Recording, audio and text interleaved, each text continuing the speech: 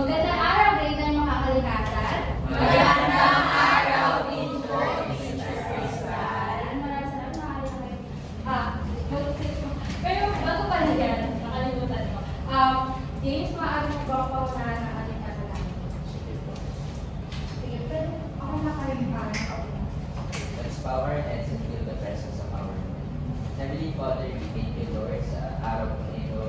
We pray and ask for your help that you will help us understand our lesson. In Jesus' name we pray. Amen. okay, basta tayo mag-umpisa.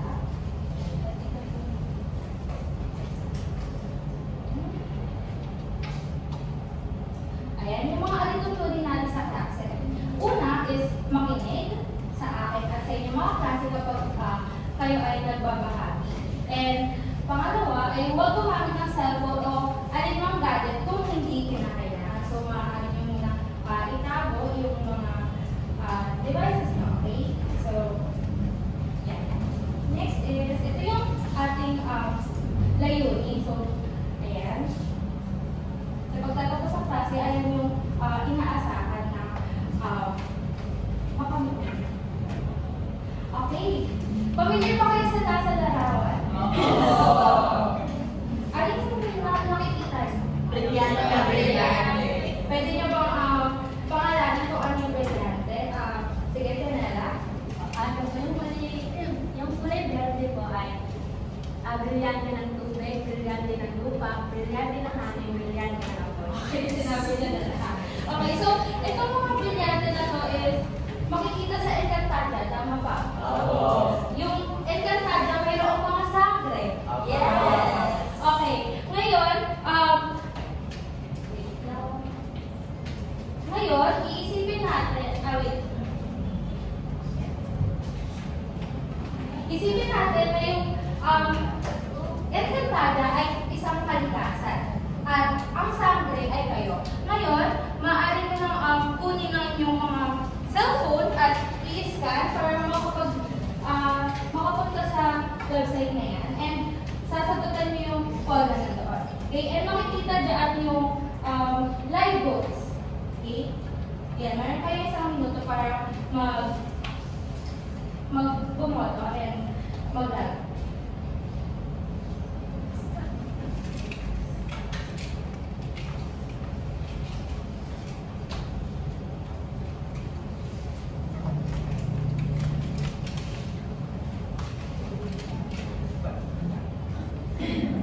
Yan, na-access niyo ba? O marami may tatlong beses na sa brilyante ng tubig. Meron kayong boboto sa brilyante ng apoy, sa brilyante ng hangin, sa brilyante ng lupa.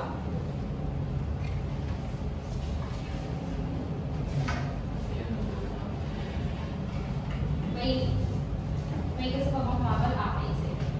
Magtaas ang kamay kung yung bumoto ng brilyante ng tubig. Sinong bumoto? Ayan, bakit mo napili ang brilyante ng tubig?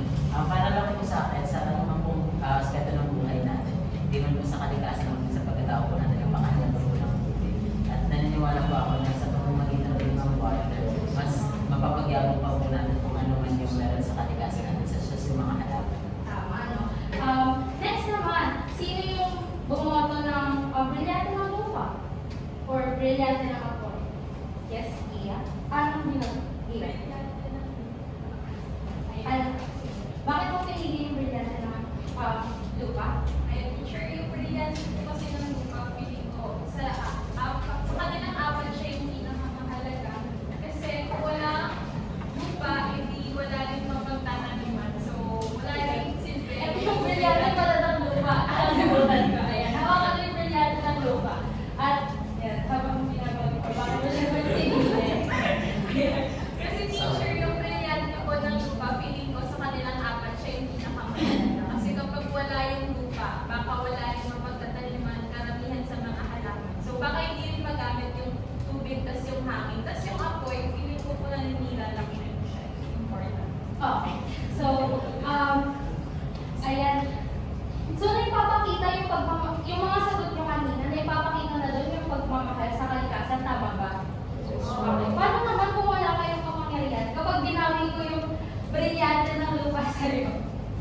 Okay, kapag binawin ko yung brilyante ng lupa, for example, ano mga paraan pa yung pwede nyo maitulong para sa kalikasan? Yes, Dianela, pwede ka pong sagot.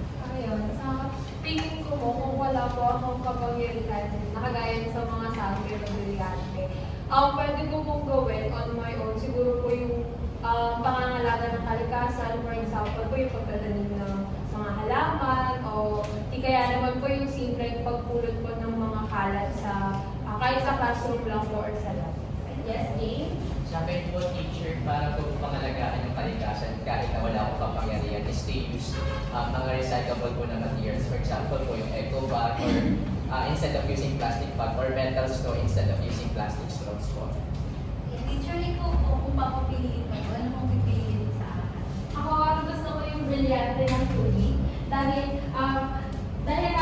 pwede kong gamitin yung brilyante na yan para hindi masyadong umulan at hindi magkaroon ng sobrang pagbaha. Or pwede ko rin gamitin yung brilyante ng tubig para hindi na bumaha at hindi makaperwisyo sa mga mamamayan. Ayan. Ngayon naman, pipili ko sa inyo.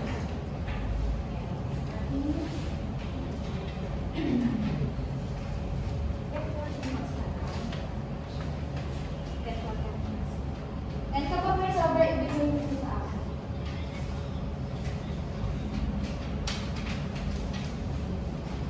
Ayan. Pwede nyo rin i-scan yung code. So, makikita nyo sa mga larawan yung mga nakanapakat na nangangalaga sa kalikasan. Maaari nyo makita yung i-scan yung code and ayan, nalabas din siya doon. Parehas lang nakalagay sa worksheet. So, makikita dito yung mga nakanapakat na nangangalaga sa kalikasan. Yung mga larawan na yan ay naglalaman ng mga proyekto nila. Ayan. And sa likod, makikita yung layunin at proyekto. Ngayon, bibigyan ko kayo ng 2 minuto para mag-isip kung ano yung gusto nyo salihan o ano yung pupukaw sa interest nyo na lumalapakan para salihan or kung gusto nyo mag-volunteer. Ganun. And mag-state kayo ng simple reason kung bakit gusto nyo sumali. 2 minutes po.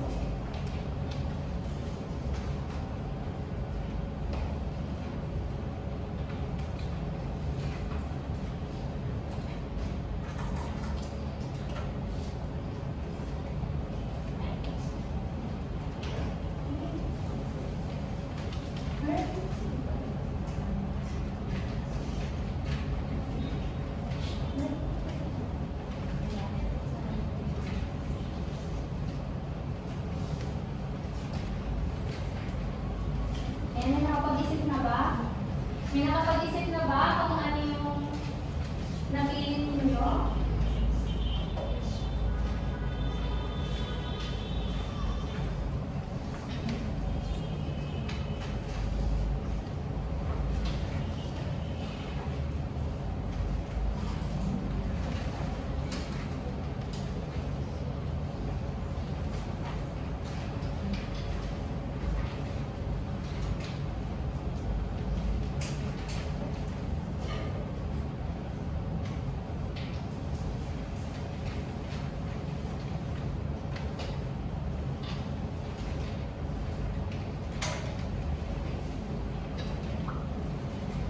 Okay, 50 seconds left.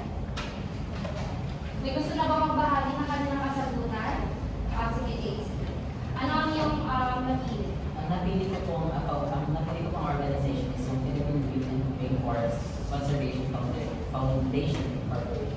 Kasi po, pagkalayunin po nito, marami naman po kasi umuusbong ng mga organizations na nagtataguyod ng mga environmental awareness sa iba't ibang bahagi ng bansa or kahit po sa worldwide. Pero nalitiwan po kasi itong organization na ito kasi nag-focus po sila sa Philippine Green and Rainforest, which is isa nga po sa mga hindi gaano na pag-uusapan na topic kapag pinag-uusapan po natin yung biodiversity o yung kalikasan po dito sa Philippines. Tama, no? Sige, 5 seconds left. Sino pa gusto? Or, Denise? Para sa akin naman po, nais ko pong sumali sa organisasyon Worldwide Fund for Nature, WWF Philippines. Dahil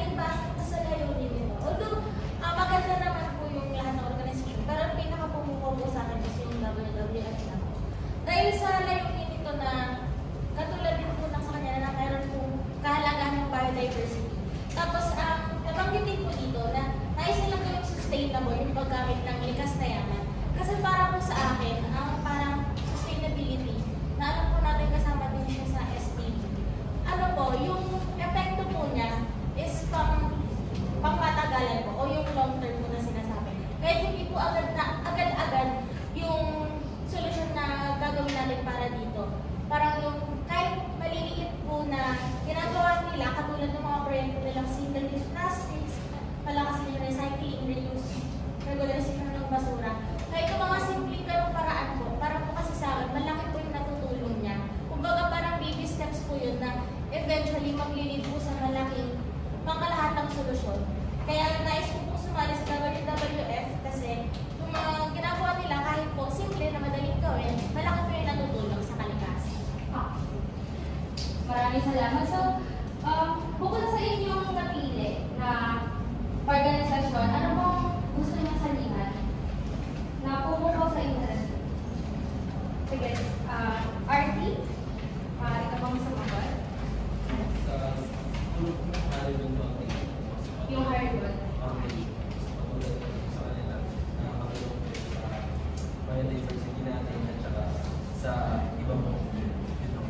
Okay, nakakatulong.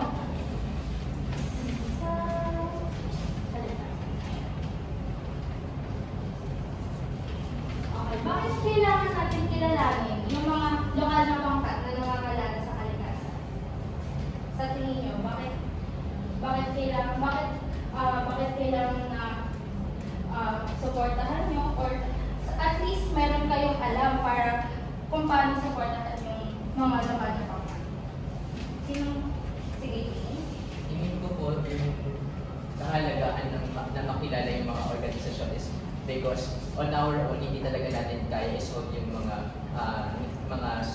panlipunan na problema po or yung nature na problema po. Kaya kailangan din natin yung tulong ng ibang tao. For example, ngayon sa Haribon po, since may mga connection sila, sa tingin ko po, for example, na makakatulong sa akin para makapag-participate ako bilang isa ding mamamayan ng bansa na mayroon ding responsibilidad sa kalikasan ko po. So, kasi di ba, ano ba yung mangyayari kapag hindi natin nakilala yung mga lokal na pangkat? May iniisip ba kayo? Sige, Jimmy, hindi pa kayo natin. Teacher, magiging magulo. Magiging magulo.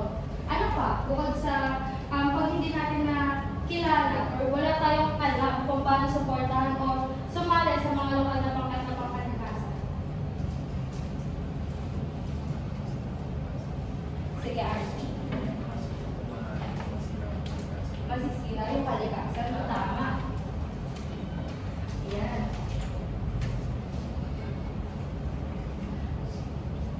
Masisira yung kalikasan natin.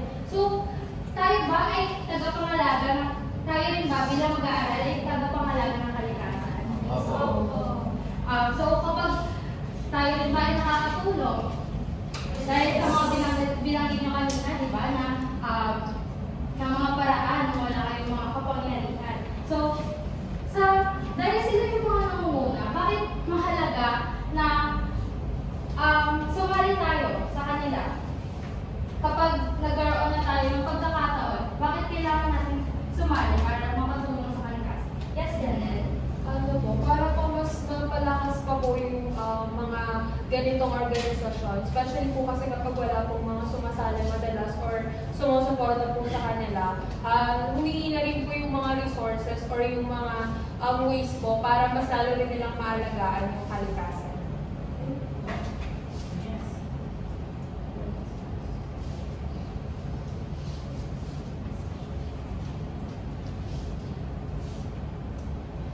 Yan, sumasali tayo no, sa mga organisasyon para, syempre, magkaroon din sila ng suporta at magpatuloy. Tayo rin ba ay nagiging katiwala para sa kalikasan?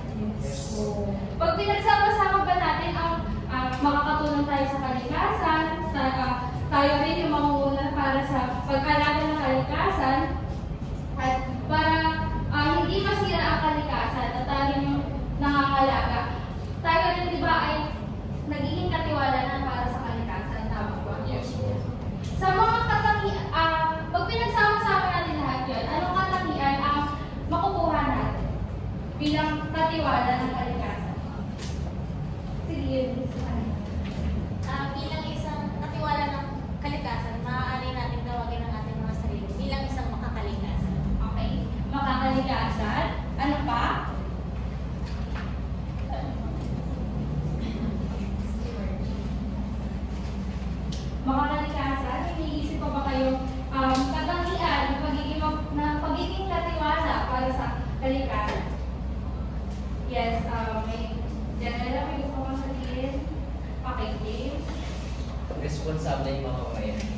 Responsable mamamayan.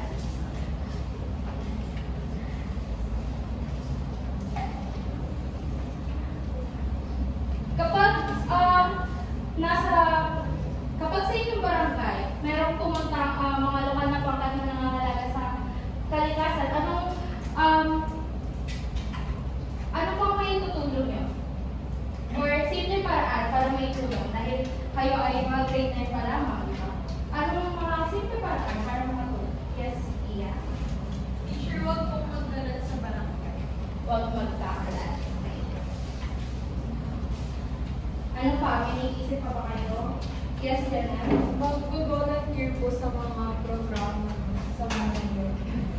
Mag-volunteer. Volunteering. Yan, tama.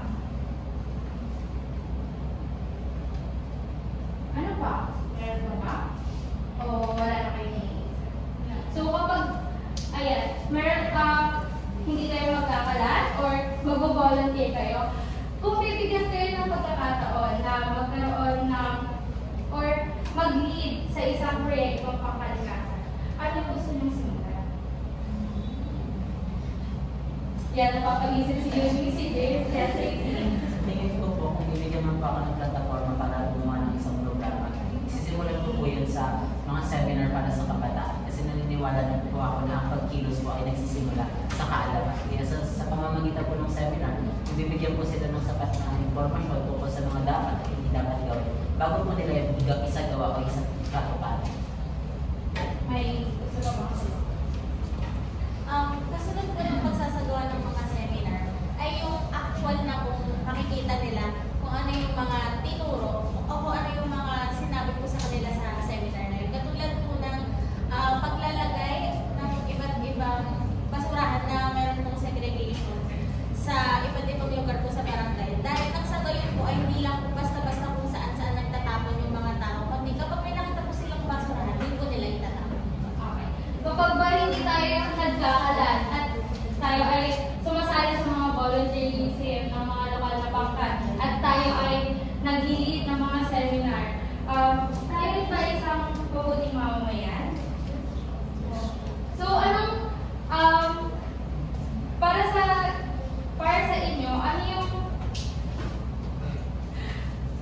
para sa inyo, anong pagiging katangian ng isang katiwala ng kalikasan yung gusto nyo ay ang magiging tawag sa inyo?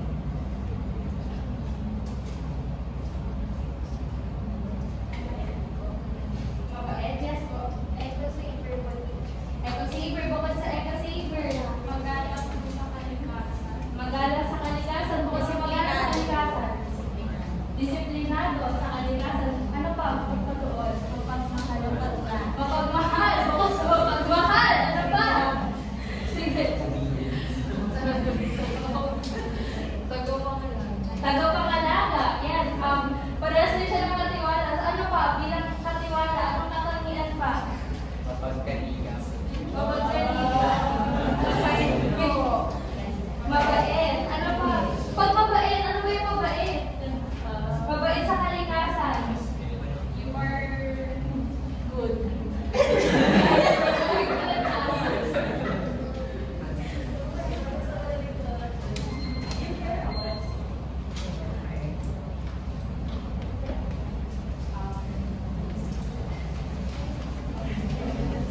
Magandang araw sa ating lahat, bigyan mga kalikasan. Naway kayo ay may napulot na aral at kayo ay nasiyahan sa mga gawain na inyong ginawa. Ngayon, basta na pa natin palalagin at sabay-sabay natin pagninilayan ang ating mga lokal na pangkat na nangangalaga sa kalikasan. Pero bago muna tayo dumako sa mga lokal na pangkat ngayon, sa tingin ninyo, ano ang atmosphere? Yes. Sa tingin niyo, ano ang atmosphere?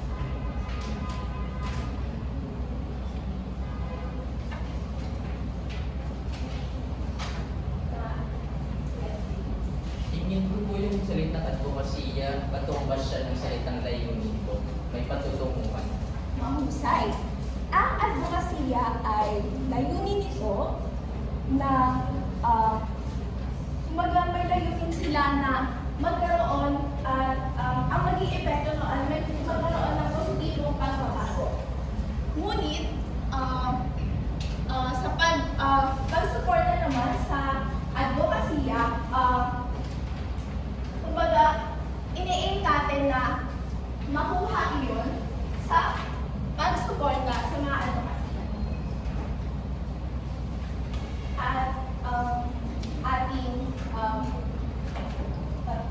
ating topic o ang ating pamagat ng ating aralin ay ang pagsuporta sa advokasya ng mga lokal na pangkat na nangangalaga sa kalikasan.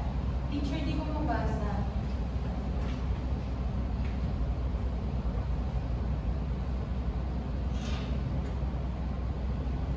Ilan po ba?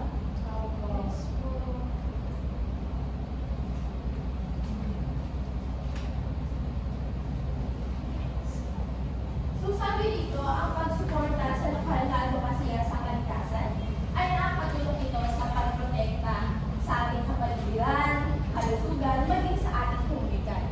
Kumbaga, hindi lang sa pagsuporta sa advokasya sa kalikasan, hindi lang siya sa pangkalikasan, maging na rin sa ating kalusugan at sa ating komunidad na kung saan nilalayo ito na mapabuti tayo. At ating nakilalanin ang mga lokal na pangkat. Una na dito ay ang Worldwide Fund for Nature and Philippines. Kumbaga, ito naman ay nagpoprotekta sa karagatan at nagtataguyod ng renewable energy. Kung pag sinabi natin renewable energy, ito ay isang enerhiya na pinagkukunan sa mga likas na kalikasan.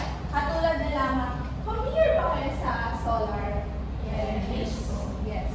Alam niyo ba na ayon sa Department of Energy and Natural Resource, ang Pilipinas daw ay mayroong 27% na solar energy na ginagamit. At iniin nila na by 2030 na maging 35%.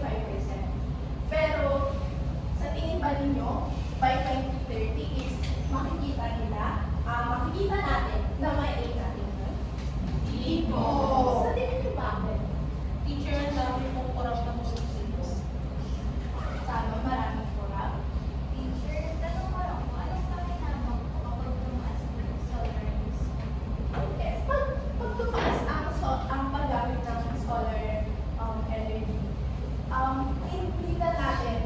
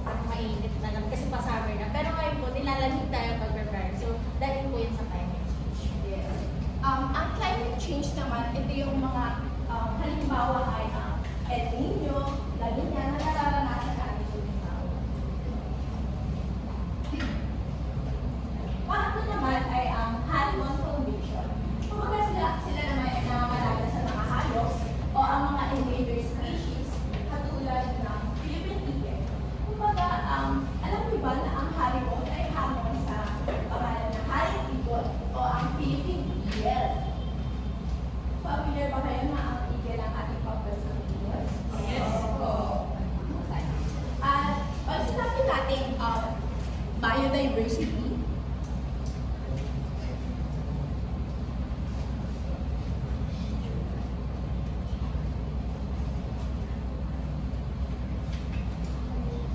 Ang bio ay ibig sabihin ay buhay.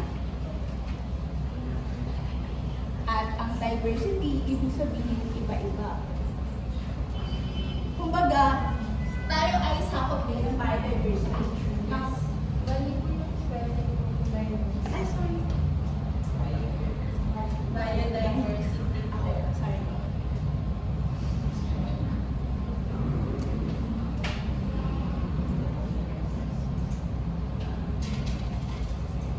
Salamat sa apat.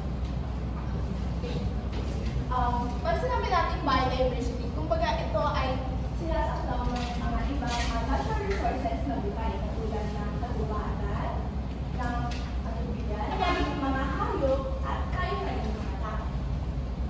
At ang panghuli naman ay ang Philippine Reef at Rainforest Conservation Foundation Incorporated o ang PRRCFI.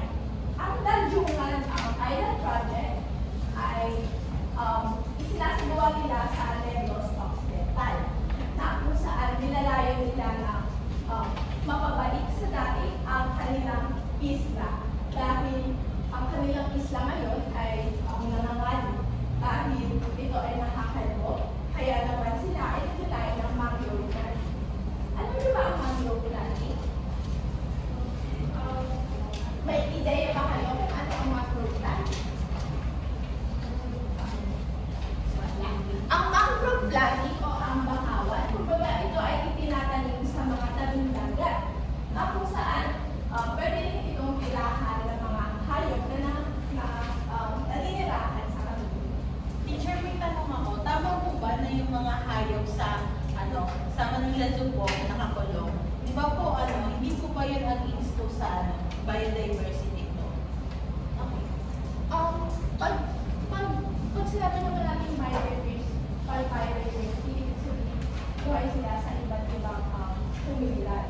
Pero sa Manila Zoo, no, kumbaga makikita natin na malnourished na ibig sabihin, kaya yung mga hayop hindi nila naaalagaan na mabuti. Makikita natin na hindi nila, kumbaga ang Manila Zoo ngayon ay tinitingnan na lang nila as entertainment. Hindi na nila nakikita yung educational place, no, na maaari natin mapagpunan ng mga aral. Ngayon naman, nadako tayo sa mga SDG. Na, kumbaga, ang SDG, ano ba kinalaman ng SDG? Ang Sustainable Development Goals sa mga organisasyon na to. Kung mapapansin nyo, ang mga layunin nila ay mapabuti ang kalikasan. Gayun na rin ang mga SDG na ipapakita sa inyo.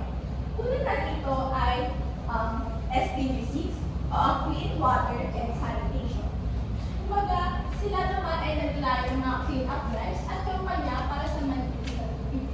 Dahil ang pagkakaroon ng malinis na tubig ay essential o kumbaga mahalaga para sa ating lahat. Naniniwala ba kayo doon?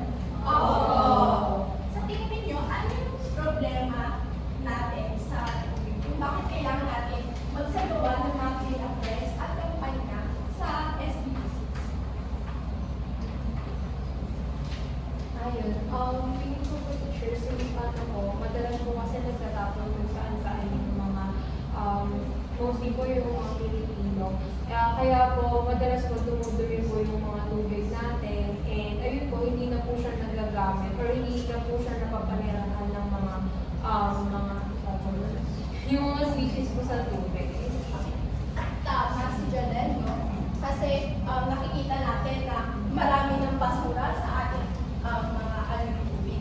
At according daw sa United Nations na 35,800 ating plastic tons of waste na makikita sa karagatan sa Pilipinas bawat taon. Imagine na maraming plastic ang maaaring makain ng mga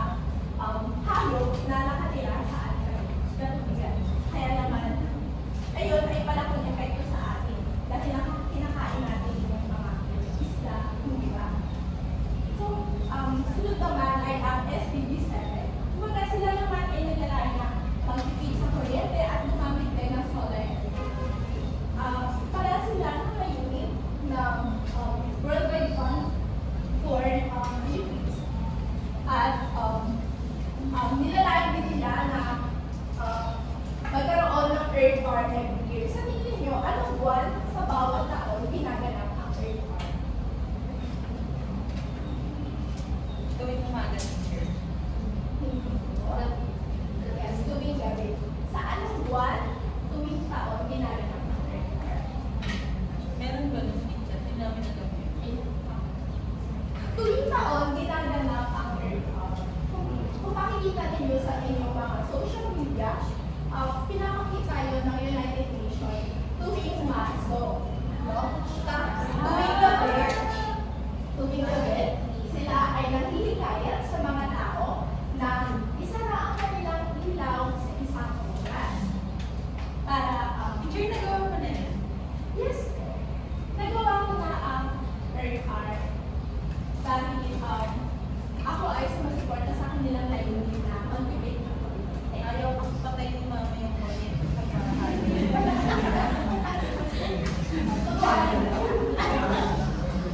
Sunod naman ay ang SDG o gumamit ng mga reusable at eco-friendly na produkto. Dahil sa sinabi ko kanina na maraming plastic waste ang nakikita sa kalatan. At may alam ba kayo na mga reusable materials na ginagamit nito sa pang-araw-araw? Yes, Mia?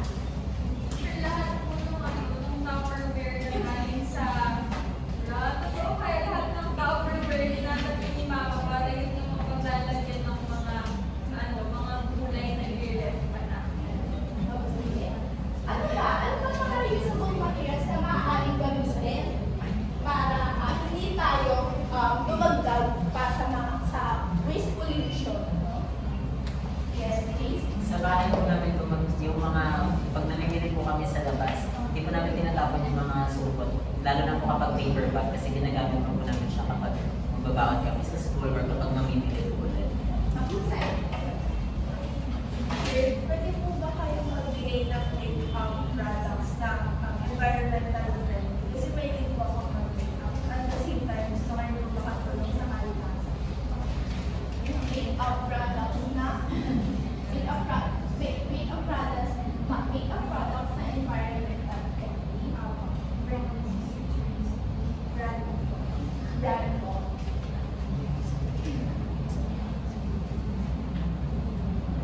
Teacher, yung Careline, kasama yun.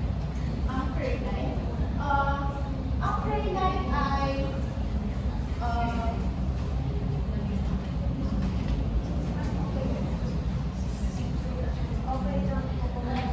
Human nature po eh.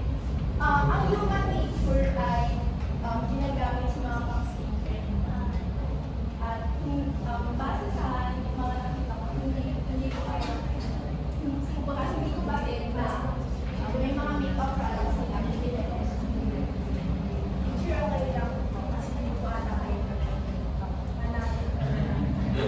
Kami na lang mag-search. Excited ko yan. Sunod naman ay ang SDG 30. Katulad ng SDG 12, parehas sila na ang layunin. Kumbaga sila, ang SDG 30 naman ay mag-recycle at mag-compose ng basura. Ang mag-compose naman ito ay kung na pala abono, na kung saan yung mga tira-tirang pagkain or yung mga katulad na balat ng saging ay itinatabi at ginagamit para magpapinabangan lang sa pagtatanim. At panghuli naman ay ang SDG 50. Ito naman ay konektado sa SDG 30 dahil nag-compose ka na nga, dahil magtatanim ka na ng puno para mapangalagaan ang ating kagubatan.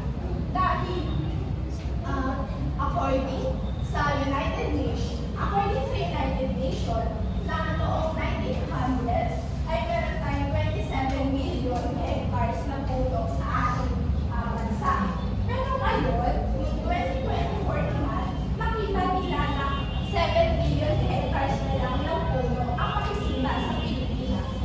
Imagine, 20 million ang nawala sa atin. Kaya naman, tuwing summer ay sobrang init at yung iba naman ay bumibili na lamang ng aircon dahil nga hindi na pagtutuan na ng pansin na magtanim ng puno.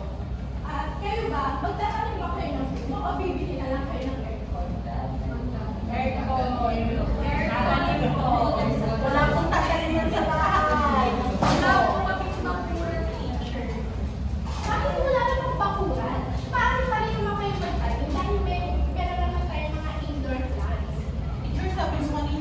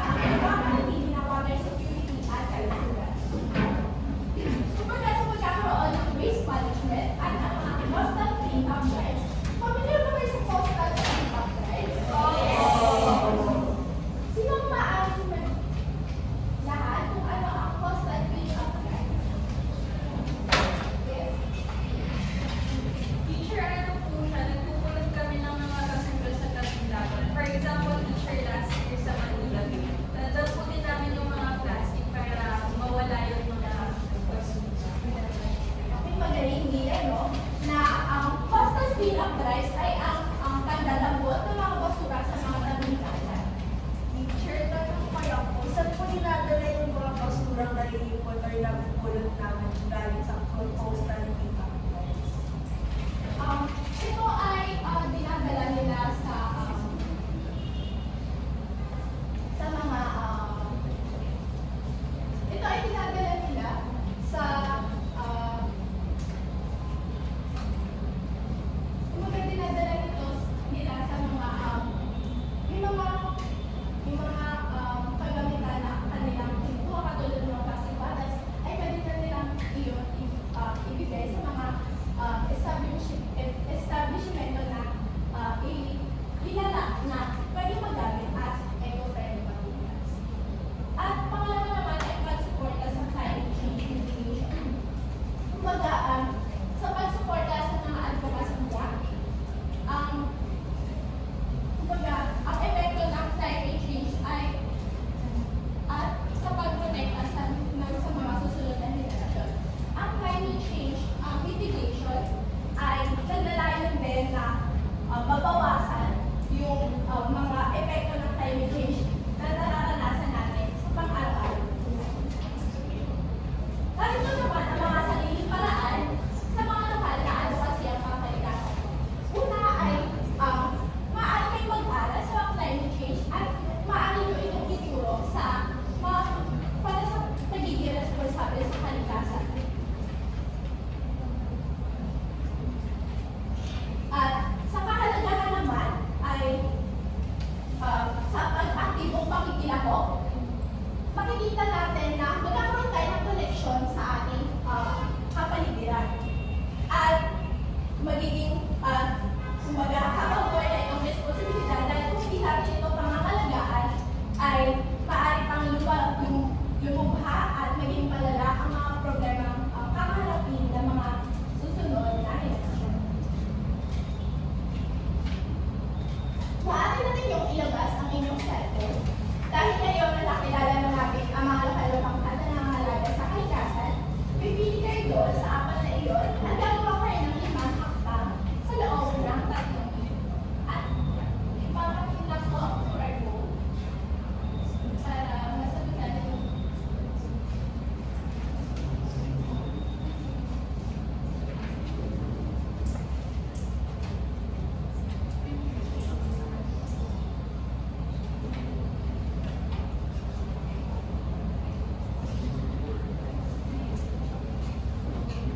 Na-access na po ba?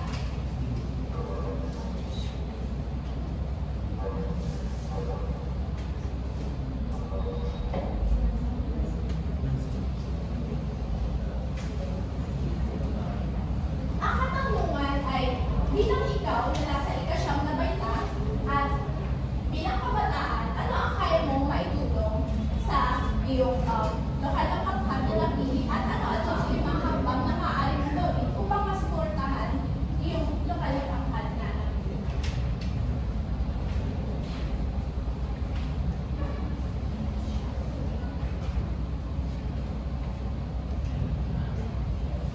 Teachers, ako.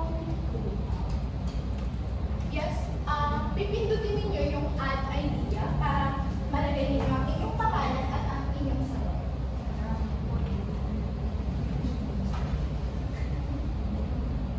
Teacher, lalabas po ba dyan yung sagot namin? Yes, lalabas ang inyong sagot pagkatapos na kayo maglalagay.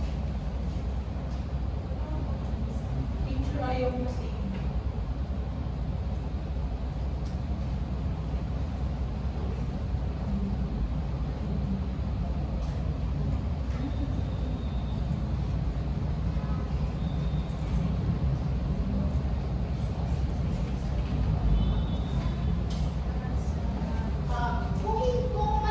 Kung matagal ang internet, maaari nyo na lamang i-assign ang inyong sagot.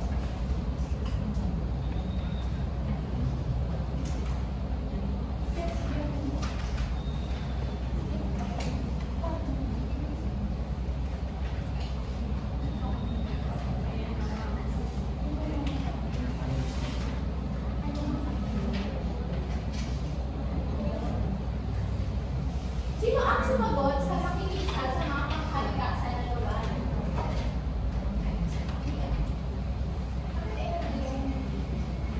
Kasi teacher sabi, kapag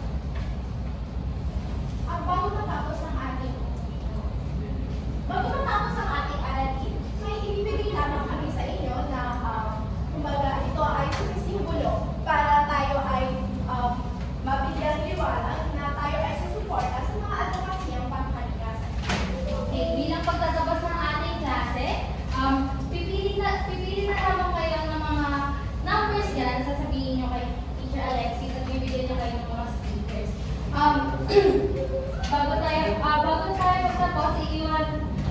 Kunwari, anong napili mo, Casey? Anong number? Pili ng number.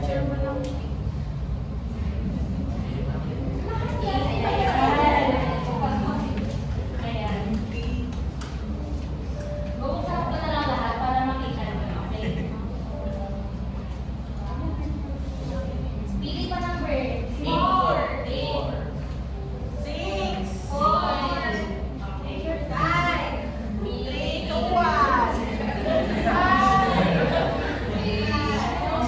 Yes, ma'am. Teacher, bakit puro mga bata yung nasa picture? Grade 9 lang po kami. Design lang yan.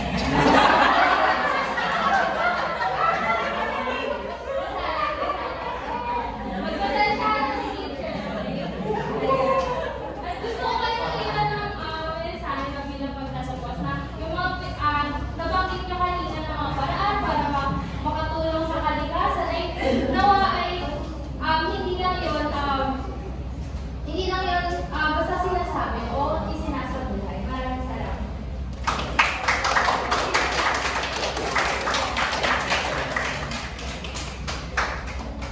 We request the teachers to please picture with your students then papers. Ikot na lang.